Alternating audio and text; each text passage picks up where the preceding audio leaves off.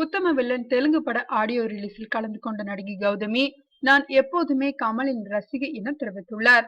ரமேஷ் அரவிந்த் இயக்கத்தில் கமல் நாயகனாக நடித்துள்ள படம் உத்தம வில்லன். இப்படம் தெலுங்கிலும் தயாரிக்கப்பட்டுள்ளதா. இப்படத்தின் தெலுங்கு பட பாடல் கேசட் வெளியீட்டு விழா ஹைதராபாத்தில் நடைபெற்றது. இந்த விழாவில் பின்னணி பாடகர் எஸ்.பி. பாலசுப்ரமணியன் சிறப்பு விருந்தினராக கலந்து கொண்டார். கமல்ஹாசன், படத்தின் கதாநாயகிகள் ஆண்ட்ரியா, பூஜா குமார், இயக்குனர் ரமேஷ் அரவிந்த், இசையமைப்பாளர் ஜிப்ரன், தெலுங்கு பட விநியோகஸ்தர் கல்யாண், கமல் மகள் ஸ்ருதி ஹாசன், கௌதமி மற்றும் திரையுலக பிரமுகர்கள் பலரும் இதில் கலந்து கொண்டனர். விழா மேடையில் கௌதமி பேசியதாவது, நான் எத்தனையோ படத்தில் கதாநாயகியாக நடித்துள்ளேன்.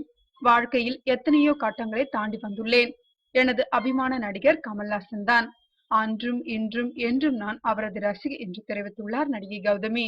நீண்ட காலமாக சினிமாவில் நடிப்பதில் இருந்து விலகி இருந்த நடிகை கௌதமி தற்போது கமல் ஜோடியாக பாபநாசம் படத்தில் நடித்து வருகிறார் என்பது குறிப்பிடத்தக்கது. இப்படம் மலையாளத்தில் வெற்றி பெற்ற திரிஷம் படத்தின் தமிழ் ரீமேக். தமிழில் கௌதமி நடிக்கும் கதாபாத்திரத்தை மலையாளத்தில் மீனா நடித்திருந்தார் என்பது குறிப்பிடத்தக்கது.